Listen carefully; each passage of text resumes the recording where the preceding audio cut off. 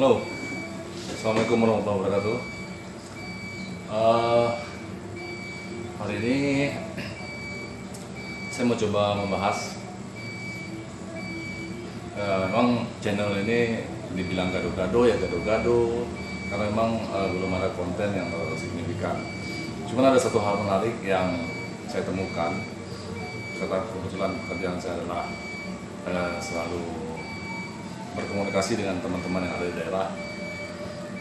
Beberapa waktu lalu saya melakukan kunjungan ke satu daerah kecamatan, yaitu di Kecamatan Tempuna, Kabupaten Sintang, Kalimantan Barat. Nah, di situ saya menemukan satu perusahaan asing yang melakukan eksploitasi pertambangan, yang konon katanya mereka melakukan eksploitasi zirkon atau dikenal dengan masyarakat daerah itu dengan namanya uya. Nah, tapi kondisi di lapangan banyak yang mencurigai bahwa bukan uya yang mereka eksploitasi, melainkan butiran emas yang terkandung di dalam tanah di daerah dengan luasan areal, kalau menurut salah seorang penanggung jawab pekerja, itu berluas sekitar kurang lebih 30-an ribu hektar. Saya tidak mengatakan bahwa Pemda Sintang kecolongan atau pertambangan, dinas pertambangan itu kecolongan, tidak, saya tidak katakan seperti itu. Tapi yang pasti memang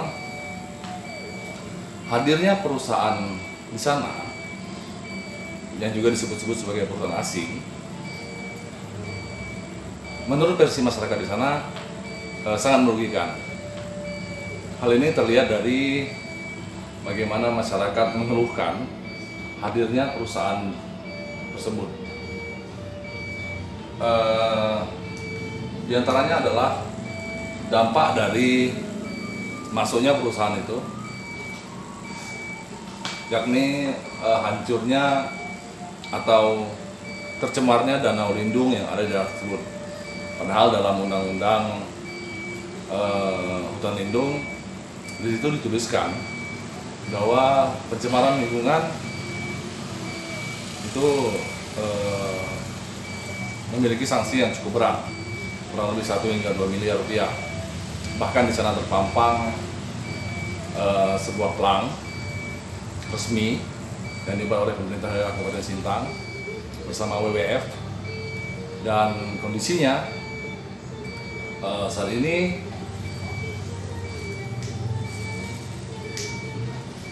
sudah terkontaminasi oleh limbah pertambangan tersebut. Izin mereka memang izin poya. Cuma kalau setahu kami mereka ini poya itu hanya simple sebagai apa? Sebagai kedok mereka. Kedok. Kalau poya. Yang jelasnya mereka ini memang ngambil keuntungan dari peti. Itu yang setahu kami. Bapak melihatnya dari mana, Pak? Kalau kami melihatnya kerja mereka itu, kalau mereka hanya ngambil poya, mereka cukup pakai spiral, tidak perlu pakai busa.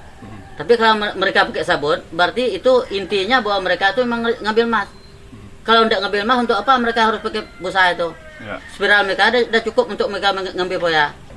Nah. Pernah nggak melihat mereka tuh ketika ada hasil emas dan dijual gitu? Udah pernah. Cuma tidak pernah kami tidak bisa membuktikan barang itu karena waktu itu udah kami sebab kamera yang kami foto itu terhapus. Soalnya itu memang emas. Memang asli emas.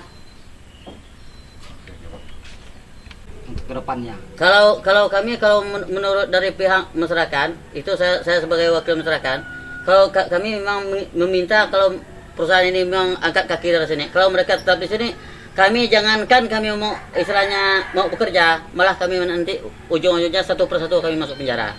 Karena apa? Kalau mereka nengok kerja kami, tetap dipanggil ke aparat. Karena aparat tetap percaya karena mereka ini ada izin katanya. Kalau kami ini kan bekerja kan ilegal. Kalau mereka ada izin. Yeah. Hal yang semacam inilah yang membuat masyarakat ini benci. Karena masyarakat istilahnya dijajah mereka. Kalau kami bilang memang PT ini menjajah kami. selama mereka belum ada, kami tidak pernah terganggu datangnya aparat. Ada mereka ini, kami selalu diganggu aparat. Di sini saya coba selain persoalan itu, saya sedang melakukan koordinasi juga dengan masyarakat di daerah Tempurna terkait persoalan yang akan muncul nantinya.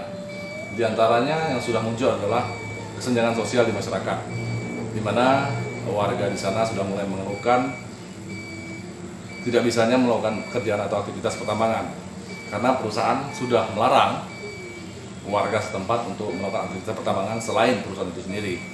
Artinya persoalan ini sudah sangat merugikan. Berikut kutipan masyarakat di sana. Dia berdiri masuknya perusahaan ini sekitar tahun berapa? Ke 2012. 2012, berarti sekitar sudah 8 tahun Pak ya. Ya. Selama operasi di daerah kita, apa kontribusi yang pernah diberikan oleh pihak perusahaan ke masyarakat? Hanya mereka kemarin tuh pertama mereka masuk sini, ada sosialisasi sini, hanya ngasih 5 juta diamplopkan.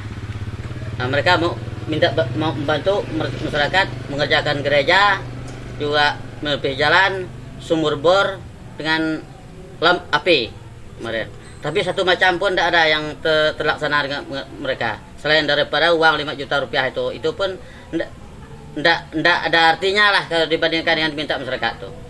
Dan lagi masalah pekerjaan, perjanjian dengan masyarakat, kalau mereka bekerja yang area yang sudah dibeli mereka, masyarakat bisa bekerja sepanjang tidak mengganggu mereka. Itu perjanjian. Jarak 50 meter dari pekerjaan mereka silahkan bekerja. Tapi kalau malah sekarang mereka tidak mengizinkan masyarakat bekerja lagi. Itu areal yang digunakan kira-kira berapa hektar itu yang digunakan ke perusahaan? Kalau menurut keterangan area Tempurna Tanjung Kramen ini memang udah di area mereka, cuma yang dibeli itu belum semuanya gitu Pak. Jadi pas mereka itu pasang politik, area yang satu ini 5 hektar misalnya kan dibeli tahun 2012. Area yang 5 hektar lagi dibeli 2015 misalnya. Area yang satu lagi dibeli 2017. Gitu terus. Berarti kontrak mereka itu tidak bisa habis. Sementara kontrak mereka kan 10 tahun. Kalau begini tidak bisa habis lah kontrak mereka. Karena mereka ini memberinya tidak setahap. Bertahap-tahap terus gitu Pak. Kalau tenaga kerjanya Pak ada dari desa kita Pak? Kalau tenaga kerjanya ada juga yang dari kita, ada juga yang dari Lampung, ada juga yang tidak tahu lah dari mana-mana kan. Pokok ada juga yang datang sini gitu Pak. Artinya tidak sebagian besar dari kita enggak?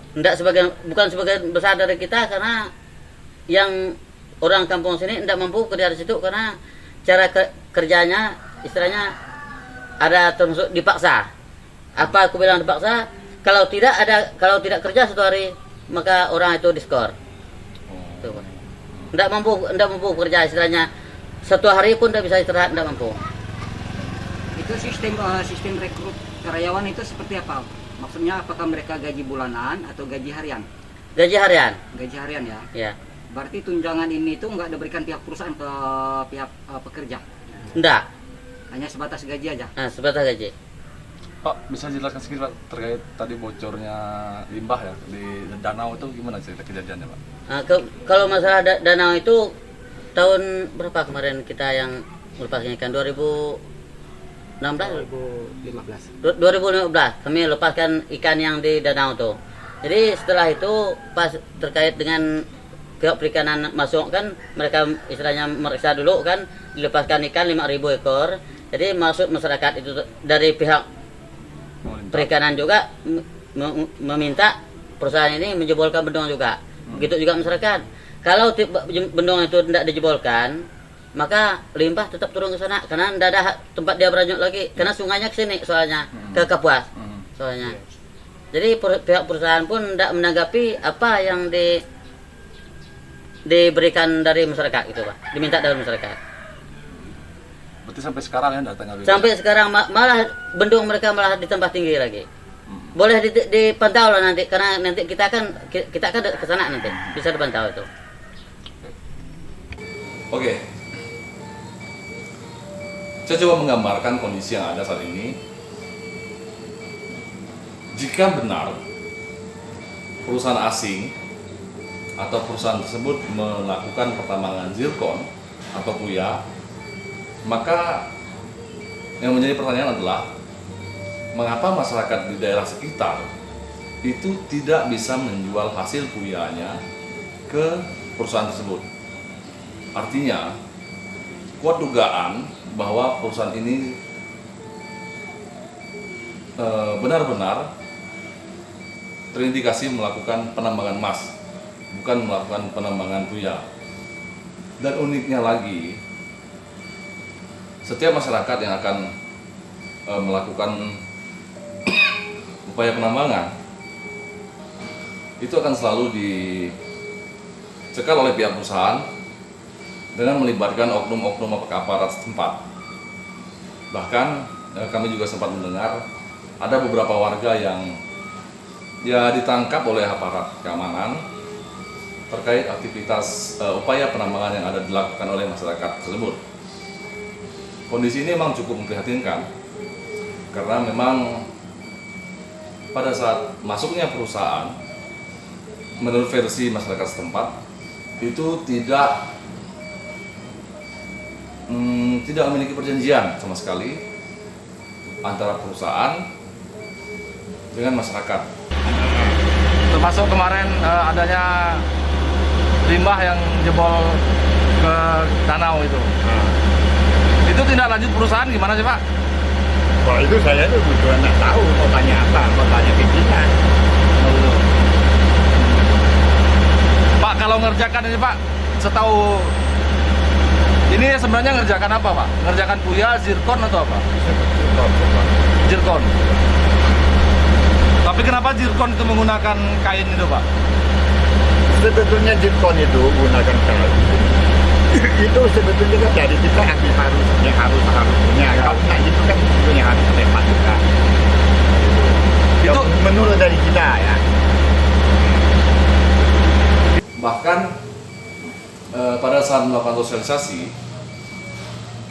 masyarakat yang dijanjikan akan dibangun jalan akses masuk, dibangunkan gereja, dibangunkan tempat ibadah, dibangunkan berbagai sarana termasuk air bersih, sampai dengan hampir 10 tahun mungkin, itu sama sekali tidak ada satupun yang terrealisasi.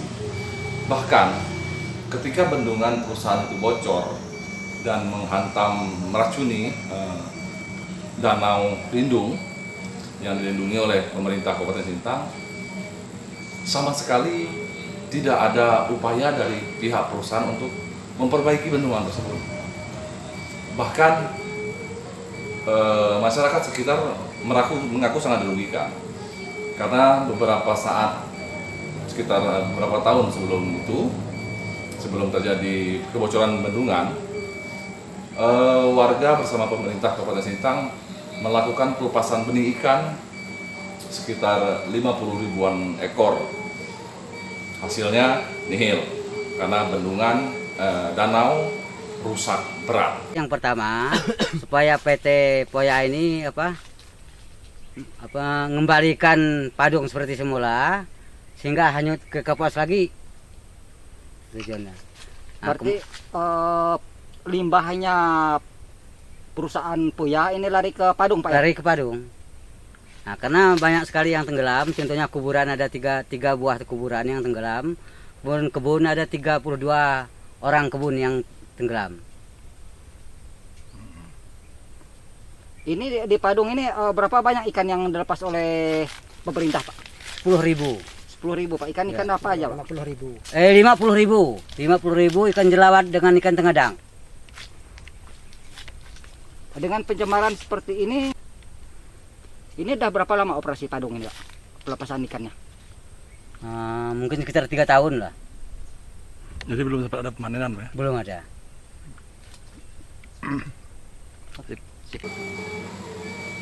Lantas, apa yang sudah dilakukan pemerintah Kabupaten Sintang? Sampai dengan saat ini, masyarakat setempat sudah meminta, bahkan menyurati, bahkan mendatangi Bupati Sintang, dalam hal ini Dr. Jarudinarno, untuk menindaklanjuti akan persoalan limbah tersebut. Tapi persoalan yang muncul adalah sampai dengan saat ini Cuman tapah banyak. upaya tersebut nihil. Anak nampak keluar, Pak. Ketika kami mencoba mendatangi perusahaan tersebut dengan difasilitasi oleh masyarakat setempat, memang kondisi miris yang kita lihat. Bagaimana kita saksikan sekarang, kondisi gersang di atas hamparan puluhan ribu hektar, kondisi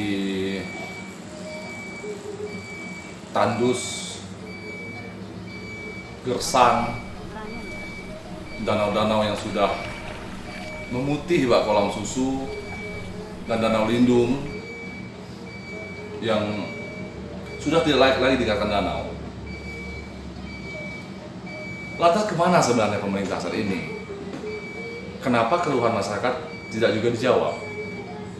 Ini merupakan persoalan yang harus menjadi masalah kita bersama. Sebab bukan tidak mungkin jika hal ini terjadi berlarut-larut, maka akan ada upaya lain yang akan dilakukan oleh masyarakat. Entah itu mungkin melakukan hal-hal yang frontal. Jujur saya melihat ini tak ubahnya Papua di zaman dahulu, di mana masyarakat dibiarkan, di mana masyarakat ditelantarkan, sedangkan perusahaan diberikan kewenangan sebebas-bebasnya untuk bekerja. Terlepas dari izin yang mereka berikan, terlepas dari izin yang mereka sampaikan kepada perusahaan, tapi saya pikir secara logika tidaklah serta-merta masyarakat harus ditinggalkan begitu saja. Saya rasa sampai di sini dulu apa yang saya sampaikan. Mudah-mudahan nanti di segmen selanjutnya saya akan menyampaikan sesuatu dengan yang data yang lebih konkret, dan memang terakhir masyarakat di sana meminta kita untuk melakukan mediasi antara masyarakat dengan pihak pemerintah dan pihak perusahaan. Namun sampai dengan detik ini pihak perusahaan sama sekali susah untuk dihubungi. Melalui humasnya yang pandai berbahasa Indonesia juga, saya coba hubungi melalui WhatsApp juga tidak dibalas, saya telepon juga tidak diangkat. Dan salah satu pekerjaannya yang menjadi penanggung jawab di lokasi pertambangan itu sama sekali tidak bisa menggunakan bahasa Indonesia. Dia hanya pandai berbahasa Korea. Mungkin karena saya bukan orang Korea, jadi saya nggak ngerti bahasa Korea. Oke, saya rasa itu aja. See you, goodbye, bye-bye.